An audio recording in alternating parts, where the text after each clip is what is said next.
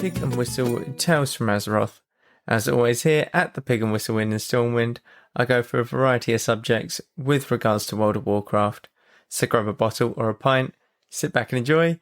Today's subject, we're going to be going over balance in WoW. Now, this can be a variety of things. This can be content balance, class balance, variety. Why did I put variety? I'm so confused. Oh, I'll get it. Variety in terms of different segments of the game, so PvP and stuff like that, PvE, PvP. But obviously we will start off with the weekly stuff for retail, and that is the world bosses this week are Valinor and Morgeth, as always. So make sure you grab your anima, grab your conduits, and get going with them, get them nice done early. The brawl for this week is Packed House. This is just everyone's thrown into a small arena, the arenas that you would queue into in a 2v2 or 3v3 situation. And it's about 15 versus 15, I believe. And it's just chaos. You want to be a caster for this. You don't want to be a melee. I will tell you that right now. Melee is not fun unless you have an immunity in there. So definitely look to be a caster if you're going to do this brawl. The weekly event for this week is Burning Crusade Time Walking. So you can do Burning Crusade dungeons while gearing up some ults, as well as it being the last week for the Legion Time Walking. So you have one more week to do your Legion Mage Tower if you want a certain transmog for a certain class, or if you want the Werebear for the Druid, stuff like that. If you just want bragging rights for the book, the spell tome, after doing all 7 of the challenges, that also is available still. But you've got one more week to do it, and it won't be back until I think around halfway through 2022. So you'd be waiting quite a while in order to do this again. Now, we've had a question through. It's a lot more of a simpler question, but I'm more than happy to answer it. It reads as follows. I'm struggling to make gold in TBC and retail. Retail for the legendaries that I cannot purchase, and TBC for consumes for raiding. I play warrior and don't really know what to do. Any thoughts? So making gold is always a big priority in any type of WoW, whether it be Season of Mastery, TBC Classic, or retail. Now, they all have their own different uses for gold. Retail, like it says in the question, has its use for legendaries and stuff like that. TBC has more consumes for raiding, and Season of Mastery is also very consume heavy when it comes to raiding. So the way to go about making gold, there's many different ways that you can make gold. You can passively earn it through just killing mobs. If there's a high density of mobs that drop some very good trash loot that you can just vendor, that is very nice to do. If you just want to mind-numbingly kill something for an hour, it will, like, over that time generate you quite a fair amount of gold. This is obviously if you've just got time to kill. You might maybe watch YouTube on another monitor or on your phone in the meantime, something like that. Depending on professions, you can certainly make a lot of gold with your professions. So depending on if you have a gathering profession or not, gatherers will obviously make more gold. So herbalism, mining, skinning, definitely mining and herbalism, if you can get lucky with it and find the right herbs at the right time, you can definitely get a very good gold per hour sort of income from that. And you're generally looking to do around the dead hours of the game. So when people have gone to sleep or before they even wake up, something like that, you can maybe spend half an hour just, flying around a zone, picking up herbs, and you can do that once or twice a day, and it will earn you a couple hundred gold. So it can be very simple as that. Or it can be something as simple as, selling your services. So if you're an enchanter with, say, Mongoose enchant, or if you're an enchanter with one of the Soul Frost, I think it's called, one of the Karazhan enchants that's a lot more niche. You can certainly make a nice profit doing that, because you can ask for tips from people. So you can provide the service, but it will be a 50 gold tip on top of it, or something like that, 25 gold, etc. And that goes the same for classes that, or professions that you can sell stuff. So golden spell thread for tailors, you can definitely put that up on the auction for several hundred gold, and you can just passively farm these materials to make it. So all of these professions you should be looking at a lot more if you can. But raw gold is also not to be underestimated in TBC, as the obviously inflation goes up each expansion, because more gold is being generated within the world, and this is just passive gold. It all comes from somewhere, and that somewhere is from mobs out in the open world, because the mobs drop trash items that you vendor, and then suddenly you've got 5 gold from that trash item, and another 100,000 people have sold 5 gold's worth of items, and so on and so forth. So definitely don't underestimate the trash mobs and how much their stuff actually vendors for, because a lot of people overlook it, and it's definitely not to be. So this is how to do it in TBC. Obviously, if you're a mage or something, you can AoE farm and stuff like that. You could do a lot of other things as a mage. You can boost. Paladins can boost as well, stuff like that. In retail, it's very much a similar sort of scenario. So you can make the legendaries and sell them on the auction house. You can make potions, sell them, stuff like that.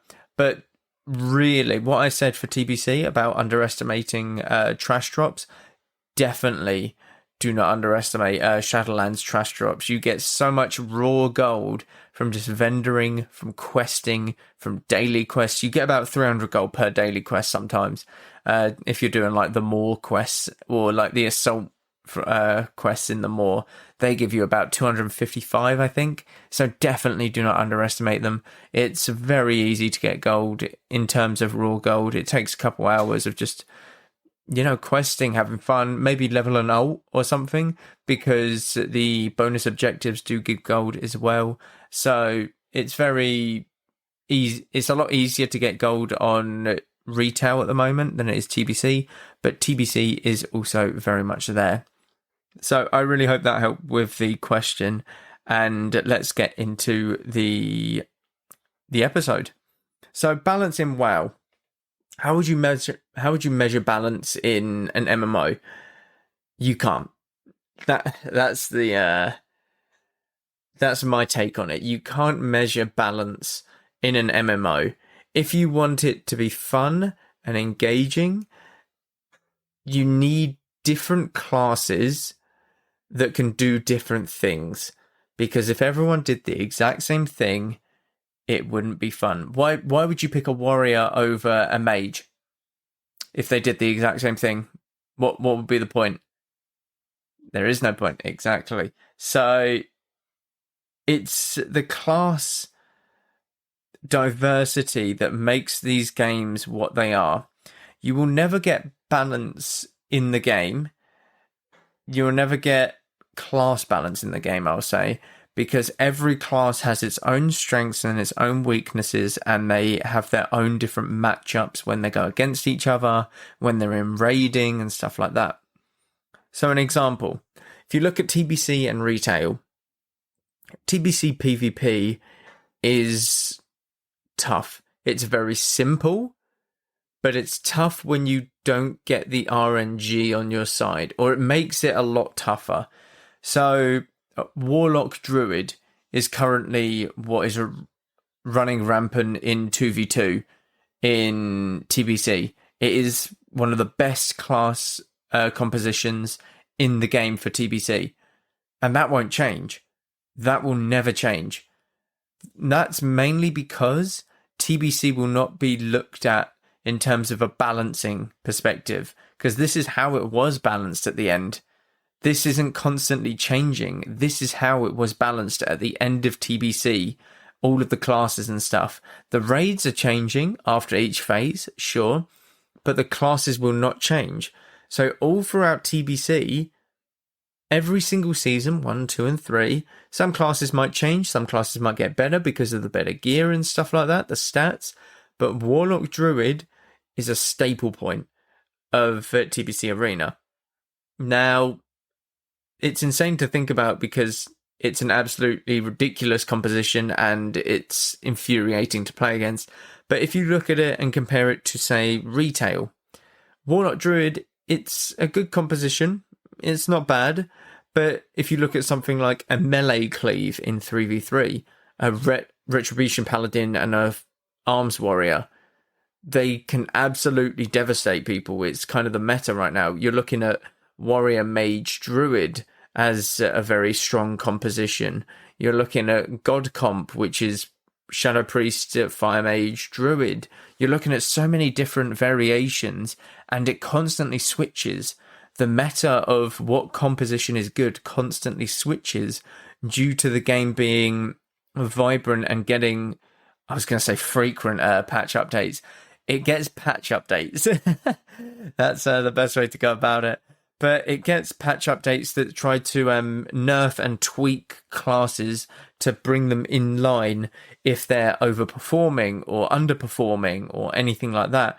So it's a constant fight for the top in Retail, whereas that won't be the case in TBC. It's very much just a stale, yeah, Warlock Druid's the best, or one of the best. I'm pretty sure it will be the best because Warlocks don't die, Druids don't die, tanky as hell. Like, yeah, you're not going to beat it, are you?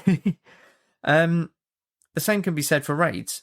So in terms of raiding in TBC, you're obviously going to be looking at 5 shamans because you want 1 shaman for each group for heroism. If you're looking to play it perfectly, you're looking at multiple hunters, multiple mages, multiple warlocks. You're looking at a very caster heavy group mainly compared to, say, Season of Mastery, where it might switch up. I will say that, because you'd usually go for the melee cleave, not melee cleave, I'm talking PvP right now. You're going to be looking at a lot more melee heavy composition in the 40-man raids, just because rogues and warriors do a lot more damage, instant damage, than casters, than hunters and stuff like that in that specific era of World of Warcraft.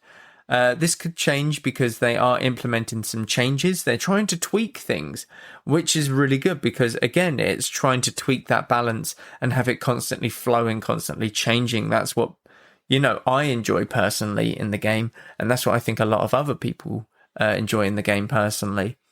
So it's very tough to get a raiding composition that's perfect, but there are always going to be those classes that are better than others.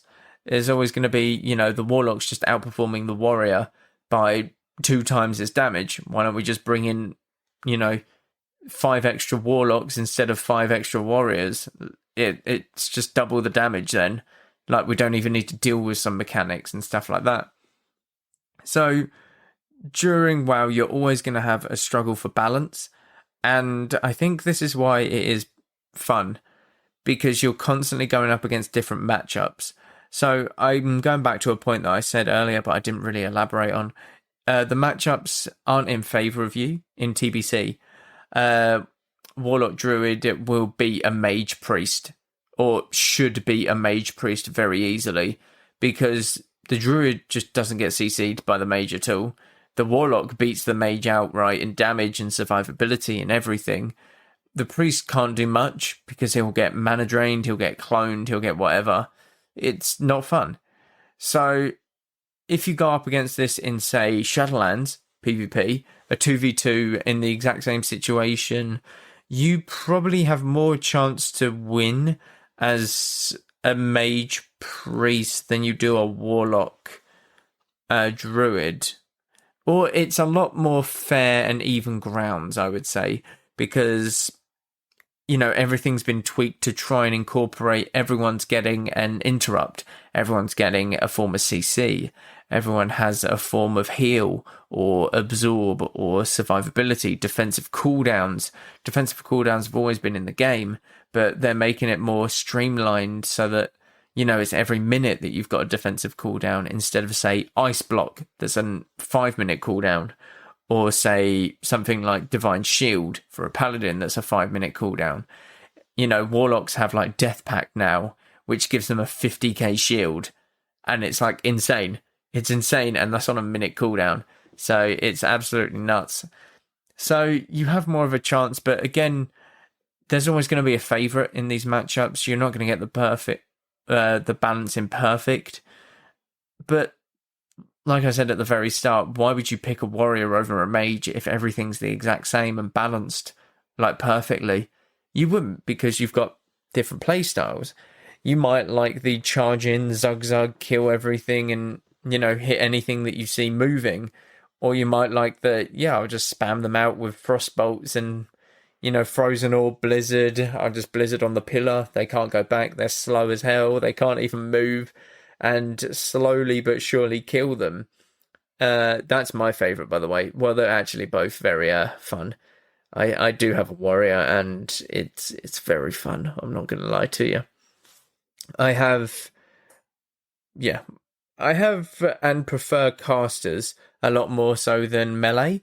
And the reason for this is just mainly because I prefer the play style. I prefer what they have, the utility. I prefer mobile classes. I'll say that because I don't like having my character be slowed.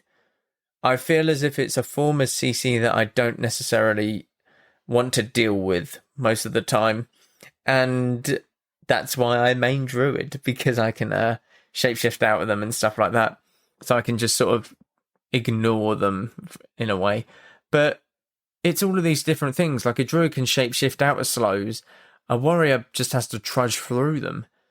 But at the same time, I like playing my warrior over my Druid sometimes, because I like just how consistent the damage is on a warrior compared to a Druid and stuff like that. So you've got all these ups and downs of different classes, and it incentivizes you to actually play these classes and enjoy them and learn them, not just sit on your one character and be content with it and just complain about every other class because it's unbalanced.